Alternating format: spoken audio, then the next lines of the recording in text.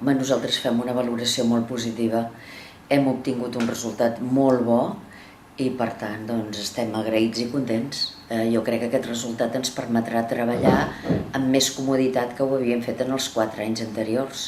La primera cosa que s'ha de fer és decidir qui farà què. Aquesta va ser la primera decisió, reunir-me amb les persones i ja hi havia una petita idea prèvia, però no et pots fer una idea exacta perquè no saps el nombre de persones que tindràs i, per tant, doncs no saps fins que els ciutadans et diuen doncs és això, què és el que podràs fer i com ho podràs tirar endavant.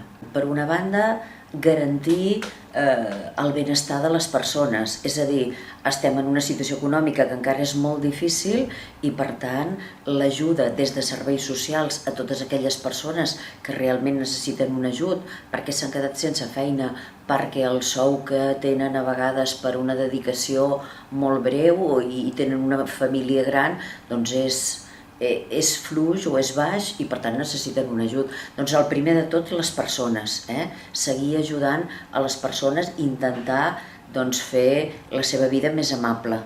En segon lloc, doncs, mirar d'arreglar el poble. En segon lloc, mirar d'arreglar el poble, continuar una tasca que passa per continuar fent l'accessibilitat més fàcil, vol dir passos per a vianants amb discapacitats, la seguretat a la via pública, millorar carrers, millorar voravies, enllumenat, clavegueram i alguna obra gran, com per exemple ja s'està fent la primera fase de l'escorxador. I la tercera via important per nosaltres és la participació. Una participació, és a dir, que la gent se senti integrat i una de les primeres coses que hem començat a preparar són els pressupostos participatius, que la gent digui en què es vol invertir què. I finalment, una última quarta pota, que no vol dir que no hi hagi moltes més coses, doncs començar a mirar les possibilitats de a quin tipus d'empresa, per fer un concurs, es podria contractar per començar el procés del POUM, que penso que pot ser molt interessant i a través del qual i de manera participativa el poble ha de dir quina olesa vol per als propers anys. La nostra idea com a Bloc Olesà és que hi hagi un 50% de continuïtat i un 50% de renovació. El 50% de continuïtat jo crec que seria per garantir aquest eix o columna principal ideològica del bloc i aquest 50% de renovació, que com els resultats han estat més bons, ha acabat sent més d'un 60%, doncs és perquè un partit o una persona o una entitat que no renova jo crec que està condemnada a mort. Per tant, perquè aportin idees noves, perquè siguin creatius, perquè donguin una nova empenta i una nova saba al partit. Jo crec que en gairebé tots els àmbits es veurà aquesta nova empremta, aquestes noves idees, aquests nous projectes. Jo crec que es anirà veient en el dia a dia, per exemple, per parlar d'una immediatesa, no? Doncs ara una de les primeres coses que farem, malgrat que, com se sap, en sanitat no hi ha gaires competències, és reunir-nos amb el CAP, no?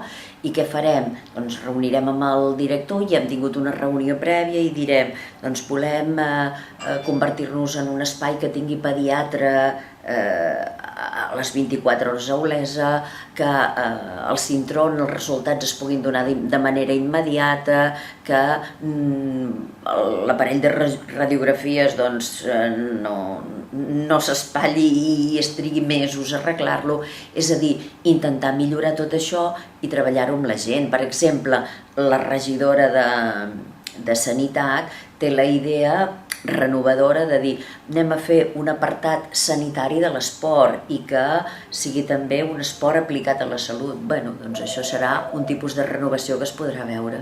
Amb els diferents grups de l'oposició ens vam reunir, de fet, només ens falta el Partit Popular, i no perquè no li hàgim ofert, i no perquè ell no tingui voluntat, sinó perquè realment no han acabat de quadrar les agendes, ell tenia diversos assumptes, i esperem acabar de reunir-nos i, evidentment, la participació i l'oferta i les propostes estaran sempre damunt la taula, i crec que hi ha molts aspectes concrets, i ara em centraré potser en el principal, que és el POUM, que entenem que és obligatori consensuar-ho amb els partits polítics i amb la població, perquè realment, si volem que això sigui una cosa duradora, ha de tenir l'acord, podríem dir la complicitat del màxim de partits polítics, perquè pugui durar els màxims anys, i per tant Olesa és de tots i l'hem de fer entre tots, i per tant evidentment sí. I de fet és una de les coses que vam parlar en aquestes reunions prèvies, i per part de tots els partits polítics van manifestar per una banda el seu interès i per l'altra la seva disponibilitat a participar-hi. Ens agradaria poder fer més inversions estrella, realment hi ha molts projectes, hi ha moltes il·lusions, però la situació que estem vivint actualment és una mica complicada. L'economia no només depèn de nosaltres. Per exemple, hi ha un altre projecte que ens fa molta il·lusió, que és Cal Puiggener, però Cal Puiggener està dins de la llei de barris, i aleshores el 50% d'aquest pressupost ha de venir de la Generalitat. Si nosaltres tinguéssim la seguretat i la garantia que aquest 50% vindrà, doncs jo crec que ens atreviríem a tirar-lo endavant. Hi ha un aspecte que s'ha de fer probablement sí o sí, que és la teulada, perquè el que hem de garantir és que aquest edifici sobreviurà i la seva supervivència és possible que passi per arreglar la teulada. De fet, és un estudi que ha encarregat l'estat últim de la teulada. S'han anat fent arreglos al llarg d'aquests 4 últims anys, però són parxes que eren amb una provisionalitat que anem veient que es va allargant i es va allargant.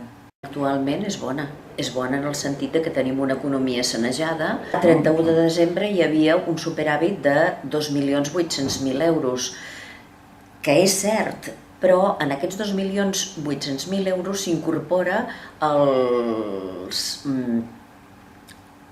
reconeixements de deute. Per exemple, si la Generalitat reconeix que et deu uns diners, doncs això s'incorpora al pressupost. Això no vol dir que tinguem aquests diners, com molts altres municipis. Teòricament tenim aquests diners són nostres, però, per exemple, fa poc que ho vaig demanar, doncs la Generalitat encara ens devia uns 2 milions d'euros, clar, o una mica més. Si nosaltres haguéssim gastat aquests 2 milions i escaig d'euros, probablement ara no hauríem pogut pagar les pagues de juny, en el sentit que, malgrat tenir teòricament aquests diners, tindríem problemes de tresoreria. Que el poble vagi endavant, que prosperi, i el mateix per Catalunya.